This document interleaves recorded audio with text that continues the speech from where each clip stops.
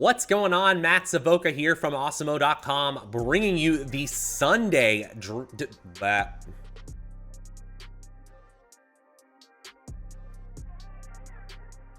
What's going on? Matt Savoca here from Awesemo.com, bringing you the divisional round Sunday slate DraftKings contenders video. An excellent two-game slate here for Sunday. First, it's the Tampa Bay Buccaneers hosting the Los Angeles Rams. The Rams handled them handily the first time these two teams met, but still, the Buccaneers are favored in the rematch, and that's kind of the same story in the highest total game of the whole four-game slate this weekend. The Buffalo Bills versus the Kansas City Chiefs. This is the de facto heavyweight bout of the AFC here. So excited for this. But before we get into this one, go ahead and like this video, subscribe to the channel so that you always know when we're going live. You guys know what to do. And if you could give me, Matt Savoca, a follow on Twitter at Draftaholic, that would be much appreciated as well. We'd also like to thank our presenting sponsor, FanUp. FanUp is offering a Flexball NFL playoff contest with $200,000 going to first place. You get to pick a new team every single week of the playoffs, and you can win weekly prizes like authenticated NFL jerseys from Fanatics. Here's the best part. When you sign up using the promo code Awesemo, AWESEMO, you see it on the screen there, you can get 2,000 bonus points, the equivalent of $20 to use, no deposit required. That's pretty awesome right there. So the last thing I'll say is you also, for every 3 entries you get into that Flex Ball playoff contest, you get $25 off as well. So we got 3 things for you in that FanUp offer. Definitely check out FanUp today. Okay, guys, on the screen here, you see my 10 through 6 of my top plays for this 2-game slate. Number 10, Tyler Johnson. Yes, somebody needs to step up as that third receiving option in Tampa Bay. They are beat up on offense right now. Their offensive line is beat up. They certainly don't have the skill position players they thought they were going to have. They started with an embarrassment of riches at the receiving core, and now they are kind of undermanned. Tyler Johnson in the optimal lineup 39% of the time.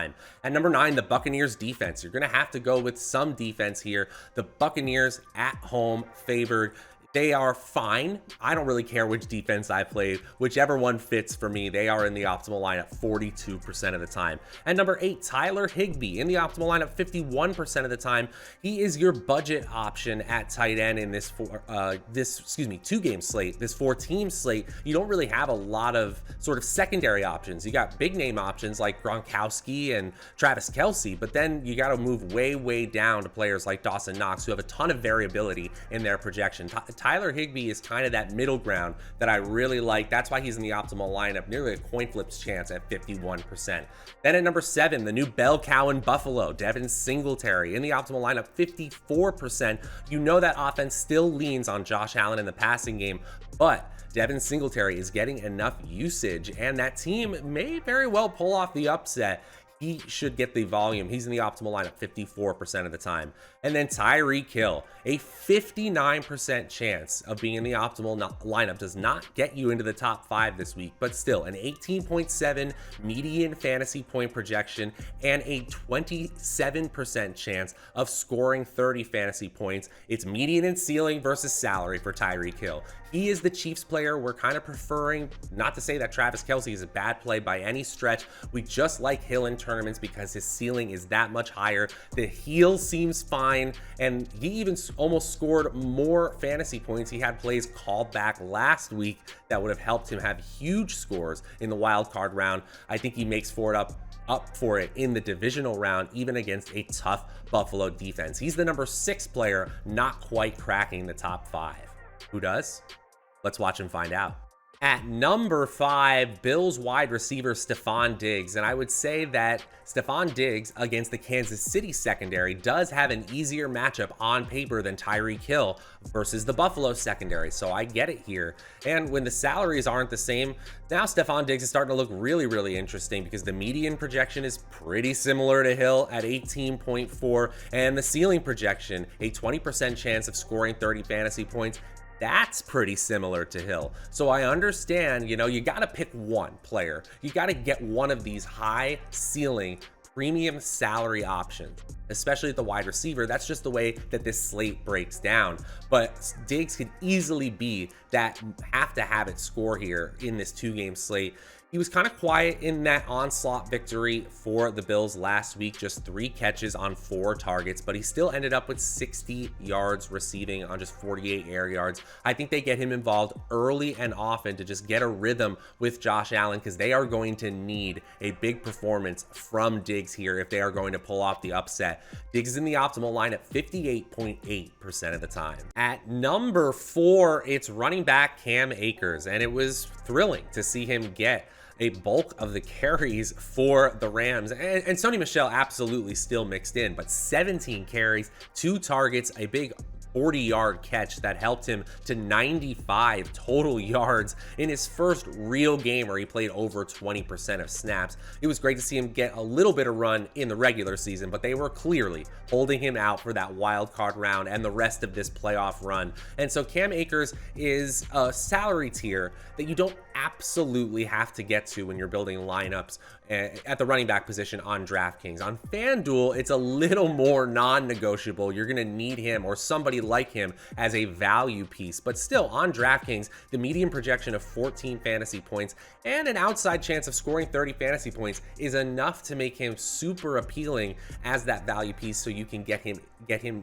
paired with these other high salary options that you definitely want to play. The Rams are the #1 team among all playoff teams in PFF's team offensive grades, and Tampa Bay is just 6th among all playoff team defenses in defensive grades via PFF. In schedule adjusted fantasy points allowed, they're much less bullish on the Tampa Bay defense. They show them as the 2nd worst defense of any team left in the playoffs here. And so Cam Akers may quietly have a better shot at a ceiling game than people realize here. Tampa Bay finished 21st in yards allowed per carry, not the same juggernaut that we're used to. Akers is in the optimal lineup 62% of the time. At number 3, Rob Gronkowski, and this is going to be such a pass-happy game environment. The Rams and the Buccaneers are the #1 and #2 teams in game script adjusted pass rate in our advanced stats tool on Awesemo.com. So when the game script is neutral or near neutral, these teams prefer to pass, and Tampa Bay was #1 in the NFL in pass plays per game this season. And Gronk had a resurgent year. Credit to him. #2 in total deep targets, #11 in total targets overall, #4 in yards after the catch, #7 in touchdowns, #3 in fantasy points per game, and as we sometimes see veteran players, especially in their early or mid-30s, start to fall off in usage at the end of the season. Not the case for Gronkowski. 26 targets in his last 3 games played here. He caught 5 of 6 targets last week for just 31 yards, but the usage will absolutely be there. I don't think he's going to see a whole lot of Jalen Ramsey. I mean, he might a little bit, maybe in the red zone or something like that, but Rob Gronkowski is going to be relied upon if Tampa Bay wants to hold up their end of the bargain and win this game like Vegas suggests that they will. I think there is a 10-target ceiling in there for Gronkowski and absolutely a 5-target floor. He's scoring 30 fantasy points 20% of the time, and he's in the optimal lineup 65% of the time. At number 2, it's Leonard Fournette, running back for the Tampa Bay Buccaneers. A little bit nervous about this one because he hasn't been activated off of injured reserve just yet.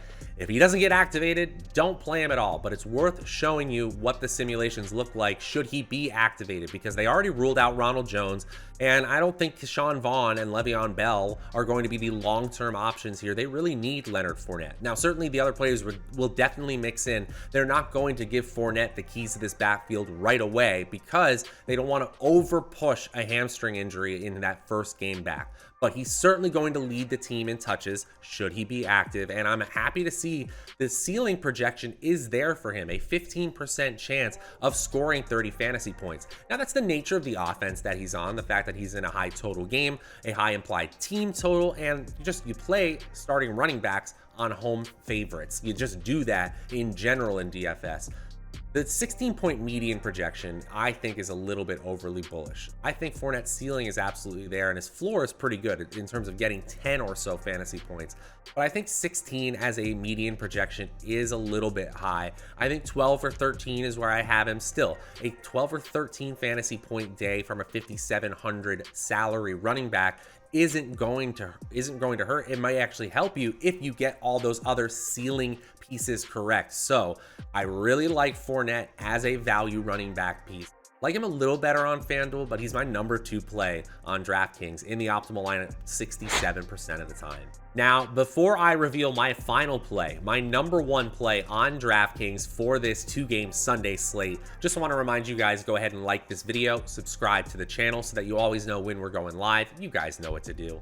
And if you could give me, Matt Savoca, a follow on Twitter at Draftaholic, that would be much appreciated as well. Also want to give one more shout out to that presenting sponsor, FanUp. Join their Flexball playoff contest. Sign up with promo code Awesemo to get those 2,000 bonus points. No deposit required. Okay, guys, let's dig into my number 1 play on DraftKings for this Sunday. And at number 1, it's Cooper Kupp. This makes sense, right? And I love to see when star players are the players at the top here, because often we have these value plays. We've been talking about it this whole video about value options getting you up to the premium salary tier. Well, this is why you use those players, because you want the player who was number 1 in red zone targets, in receptions, in yards after the catch, in fantasy points per game, in basically any metric you want to look at the wide receiver position. Cooper Kupp was number 1, a season to remember here, and he kept it up last week. 7 targets, catching 5 of them, including 1 in the end zone. Now, I will say he hasn't had more than 7 targets in a game